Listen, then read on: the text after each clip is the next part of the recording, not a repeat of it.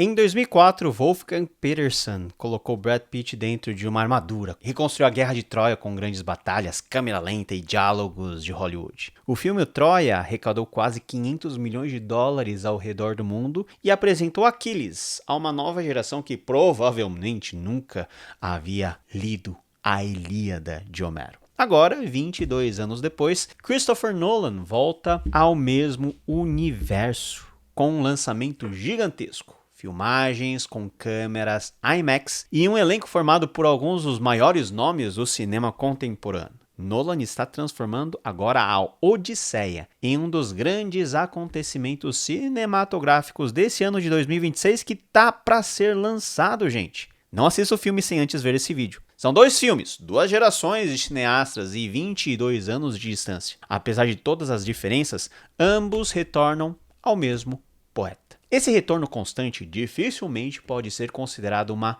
coincidência. Homero parece realizar algo que a ficção ocidental nunca conseguiu abandonar completamente. De tempos em tempos, precisamos voltar a ele para compreender de onde vieram nossas histórias e, sobretudo, para entender o que essas histórias ainda revelam sobre nós. A pergunta desse vídeo, portanto, é bem simples. Por que Homero ainda importa? Olá, aqui é o Paulo e bem-vindo à Estante do Paulo. Caso você ainda não seja inscrito no canal, já se inscreve, deixe seu like, compartilhe esse vídeo e escreva nos comentários se você pretende ir à nova adaptação da Odisseia.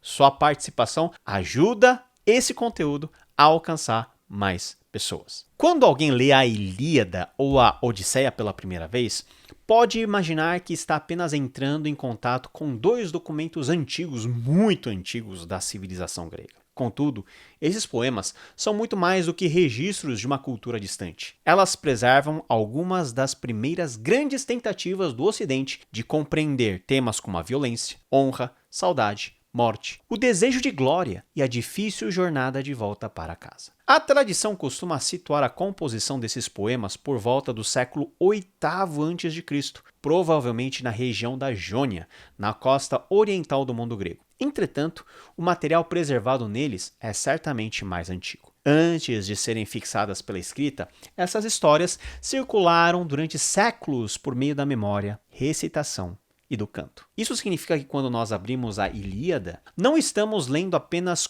literatura no sentido moderno da palavra. Estamos ouvindo uma voz que atravessou gerações antes de ser transformadas em texto. Cada verso carrega marcas de um mundo em que a sobrevivência dependia da força, a identidade dependia da honra e a memória dos feitos humanos parecia ser a única maneira de resistir ao esquecimento. Essa antiguidade ajuda a explicar a intensidade dos poemas. A cultura ainda parece estar descobrindo o que fazer com a violência, com a glória, com a autoridade e com a morte. As emoções não parecem domesticadas. A ira explode, a vingança se prolonga, o orgulho destrói alianças e a dor frequentemente conduz os seres humanos para além de qualquer limite razoável. Veja, a tensão entre Aquiles e Agamemnon, logo no início da Ilíada, revela esse mundo com enorme clareza. Aquiles representa o guerreiro cuja identidade depende de sua honra pessoal. Sua força é extraordinária, porém sua ira também é capaz de paralisar um exército inteiro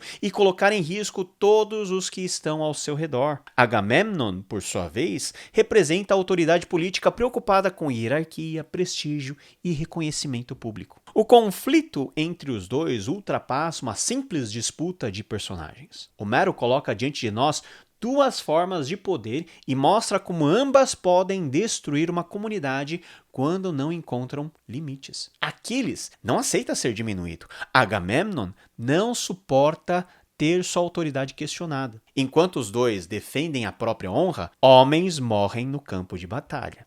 Essa história é a história da humanidade também. Essa é uma das grandes forças de Homero. Ele consegue narrar guerras, viagens, monstros e feitos heróicos, enquanto descreve ao mesmo tempo a geografia interior do ser humano. O Mediterrâneo atravessado por Odisseu constitui muito mais do que um mero mapa. Representa a jornada de alguém que deseja voltar para casa e que ao longo do caminho precisa enfrentar tudo aquilo que ameaça dissolver a sua própria identidade. Os monstros assumem a forma dos nossos medos.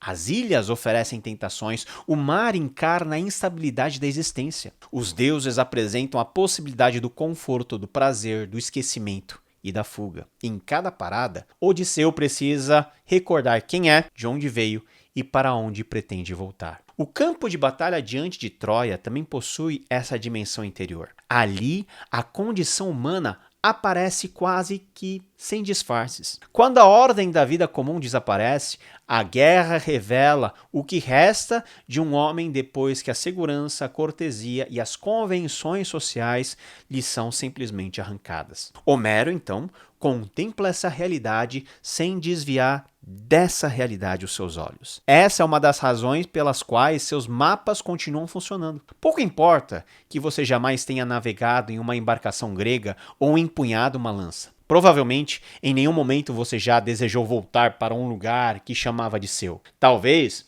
já tenha permitido que a raiva o dominasse e depois tenha percebido que destruiu algo que desejava preservar. Certamente, você já sentiu medo de perder alguém ou a dor de descobrir que determinadas perdas não podem ser desfeitas. Homero conhece esses lugares interiores e sabe descrevê-los com uma honestidade que ainda hoje continua nos alcançando. Quem conheceu Aquiles apenas por meio do filme Troia, encontrou um guerreiro poderoso, rápido, implacável e cinematograficamente perfeito. Aquiles da Ilíada, porém, é um sujeito muito mais perturbador. Ele sabe que sua vida será breve. Diante dele existem dois caminhos: permanecer em casa, viver muitos anos e ser gradualmente esquecido, ou partir para Troia, morrer jovem e conquistar uma glória que sobreviverá à sua morte. Aquiles escolhe a segunda possibilidade. E ao longo do poema, nós acompanhamos as consequências dessa sua decisão. A busca por honra alimenta uma ira que paralisa o exército grego. Sua recusa em lutar contribui para a morte de Patroclo. Quando decide retornar ao combate, já está dominado pela dor e pelo desejo de vingança. A mesma força que o torna extraordinário também o torna em um tipo de ameaça. Veja que Aquiles personifica uma pergunta que atravessa gerações. O que faremos com o tempo que nós recebemos? Buscaremos uma vida longa, discreta ou comum, ou desejaremos uma existência intensa e memorável? Quando transformamos nossa realização pessoal na medida de todas as coisas, o que acontece com aqueles que vivem, por exemplo, ao nosso redor? Quem paga o preço das nossas ambições, das nossas feridas e da nossa necessidade de reconhecimento? O cinema transforma Aquiles em espetáculo. Homero conduz o personagem até a tragédia. A diferença decisiva está na profundidade da pergunta. A Ilíada não se limita a celebrar a grandeza de Aquiles. Ela revela o custo humano de uma vida governada por glória, pela ofensa e pela incapacidade de dominar a própria ira. O desenvolvimento do personagem também mostra que a humanidade de Aquiles não desapareceu. Um dos momentos mais fortes da Ilíada acontece quando o velho rei Príamo entra no acampamento grego para pedir o corpo de seu filho Heitor. Ele se aproxima do homem que matou seu filho, ajoelha-se diante dele e beija as mãos responsáveis por sua morte. Príamo pede que Aquiles se lembre do próprio pai. Nesse instante, os dois homens choram juntos. Príamo chora por Heitor, Aquiles chora por Patroclo e também por seu pai, que provavelmente jamais voltará a vê-lo. A guerra continua ao redor deles, porém, durante alguns momentos, os dois deixam de ser inimigos. São apenas agora dois homens esmagados pela consciência de que tudo aquilo que amam está sujeito à morte e à destruição. É nesse momento que a grandeza de Homero se torna ainda mais evidente. O poema não oferece uma solução fácil para o sofrimento, porém cria um espaço em que a dor compartilhada interrompe, mesmo que brevemente, o ciclo da violência. A Odisseia, por sua vez, formula uma pergunta diferente. Se a Ilíada acompanha homens que partem para a guerra, a Odisseia acompanha um homem que tenta voltar para casa. A viagem de Odisseu não consiste apenas em vencer monstros ou sobreviver a tempestades. Em cada etapa do caminho, ele encontra uma oportunidade de abandonar Ítaca e deixar para trás o homem que costumava ser. Entre os lotófagos, encontra a possibilidade de esquecer. Com Circe, encontra prazer, conforto e proteção. Na ilha de Calipso, recebe a oferta mais impressionante de todas, ou seja, permanecer ao lado de uma deusa e escapar da morte. Em cada um desses lugares, Odisseu poderia simplesmente ficar. Poderia abandonar Penélope, Telêmaco, Ítaca e toda a história que o formou. Bastaria aceitar outro nome, outra casa e outro destino. No entanto, ele continua desejando voltar. Essa escolha não acontece com facilidade. Odisseu sente o peso do caminho, sofre com as perdas e muitas vezes contribui para o próprio sofrimento. Ainda assim, Ítaca permanece diante dele como o lugar ao qual pertence. É uma ilha pequena, rochosa e tomada por pretendentes insolentes.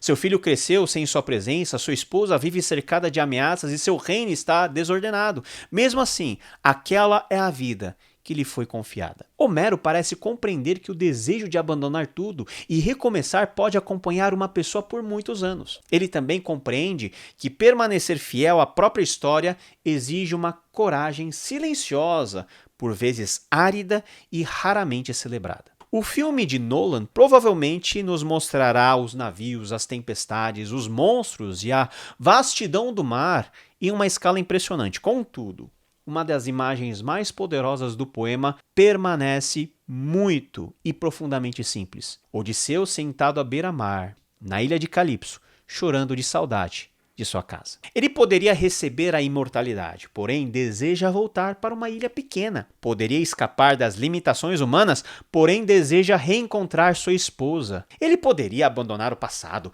porém escolhe retornar à história que leva o seu nome. Isso faz da Odisseia particularmente importante para uma geração fascinada pela possibilidade de reinvenção permanente. Vivemos cercados por discursos que nos convidam a romper com tudo, abandonar vínculos, recomeçar em outro lugar e construir continuamente uma nova versão de nós mesmos. Em alguns momentos, mudanças realmente são necessárias. Isso é importante. Contudo, existe também uma sabedoria antiga na decisão de voltar, reparar, permanecer e assumir responsabilidade pela história que recebemos. Odisseu precisa voltar, porque sua identidade está ligada a pessoas concretas, a compromissos assumidos e a um lugar que depende da sua presença. Sua liberdade não consiste em escapar indefinidamente. Ela encontra a direção quando ele se recorda de Ítaca. Outra razão pela qual Homero continua importante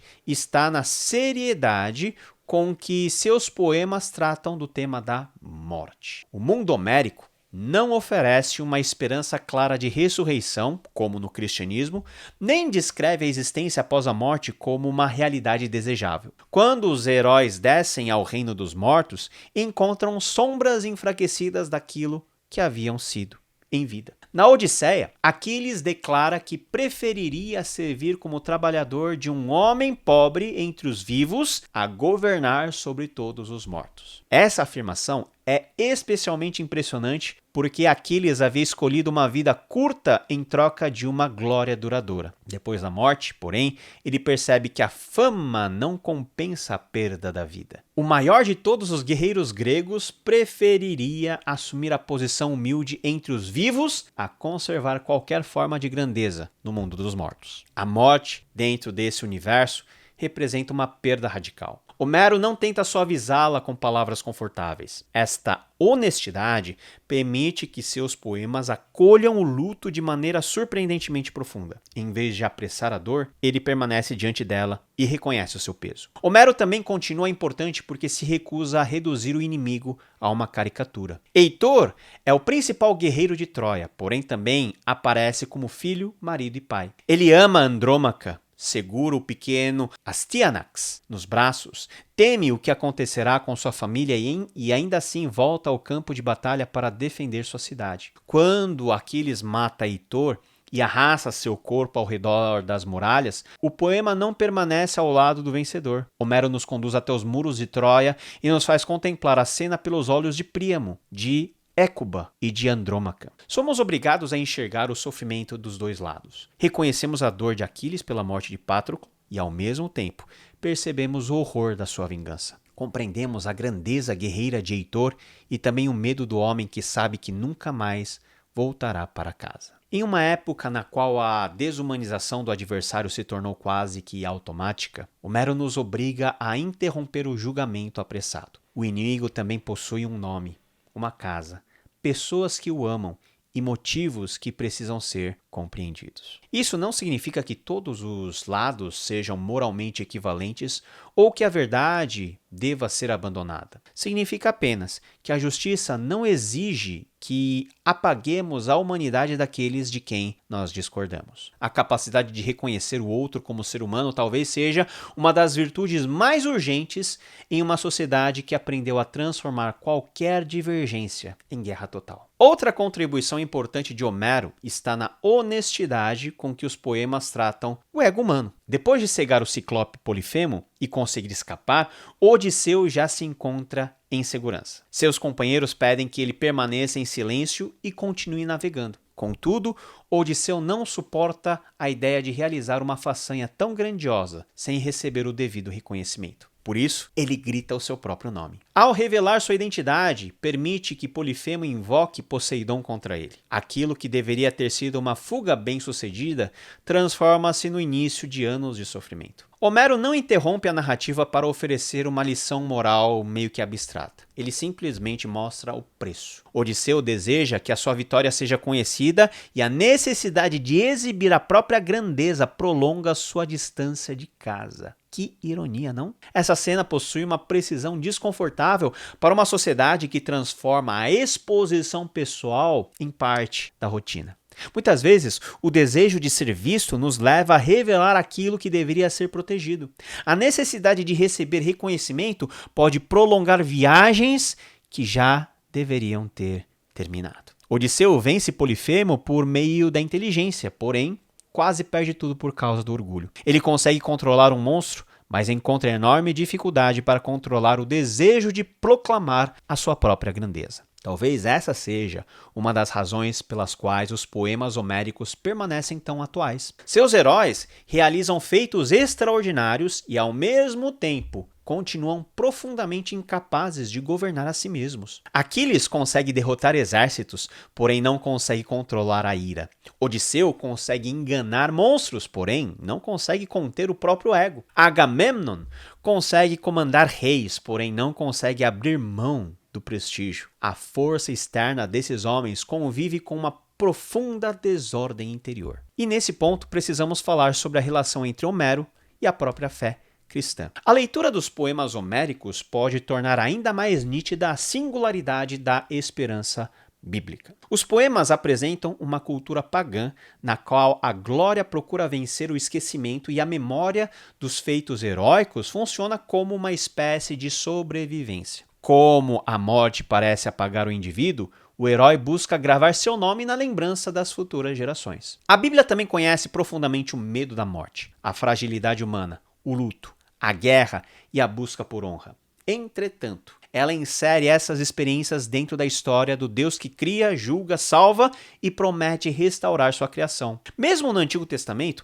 a graça de Deus já está presente, sustentando o seu povo e conduzindo a história em direção ao cumprimento das suas promessas. E quando chegamos ao Evangelho, encontramos uma forma de heroísmo profundamente diferente daquela representada, por exemplo, por Aquiles. Aquiles busca uma glória que sobrevive à sua morte. Jesus Cristo, por sua vez, humilha-se, assume a forma de servo e entrega voluntariamente sua vida. Sua exaltação acontece pelo caminho da obediência, do sacrifício e da cruz. Também encontramos algo diferente da astúcia de Odisseu. Odisseu deseja retornar à sua casa depois de escapar repetidamente da morte. Cristo, porém, atravessa a morte, ressuscita e abre o caminho para que seu povo finalmente chegue à verdadeira pátria. Nesse sentido, a leitura de Homero torna o anúncio cristão ainda mais surpreendente. O mundo da Ilíada, da Odisseia, conhece a força da morte e procura enfrentá-la por meio da coragem, da fama e da memória. O Evangelho anuncia que a morte foi derrotada pela ressurreição de Cristo. Aquiles tenta sobreviver por meio do seu nome.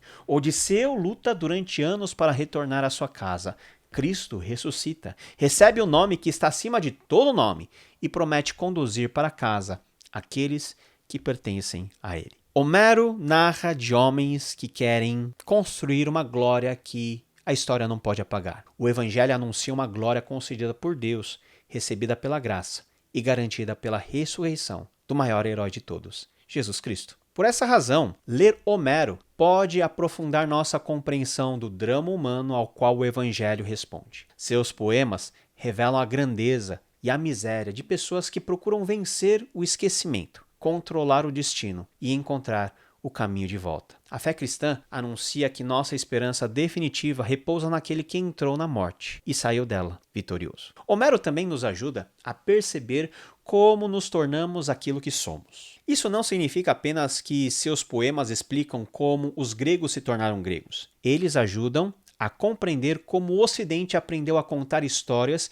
e como essas histórias passaram a organizar a nossa percepção de coragem, guerra, saudade, honra, lar e também da morte. Virgílio voltou a Homero. Dante voltou a Homero. James Joyce voltou a Homero. Agora Christopher Nolan retorna ao mesmo poeta com câmeras IMAX, um elenco de estrelas e um orçamento gigantesco. Sabe por quê? Isso acontece porque a história ainda não foi esgotada. Quando você abre a Ilíada ou a Odisseia, não está apenas consultando um documento preservado em um museu. Você está ouvindo uma voz que atravessa inúmeras bocas, gerações e séculos antes de chegar até nós. Essa voz ainda reconhece o que a raiva destrói, o que a saudade sustenta, o que o orgulho custa e o que o luto preserva. Ela conhece o homem que deseja ser lembrado, o guerreiro que não consegue controlar sua ira, o viajante que se perde depois de revelar o próprio nome e a pessoa cansada que contempla a possibilidade de abandonar tudo. Homero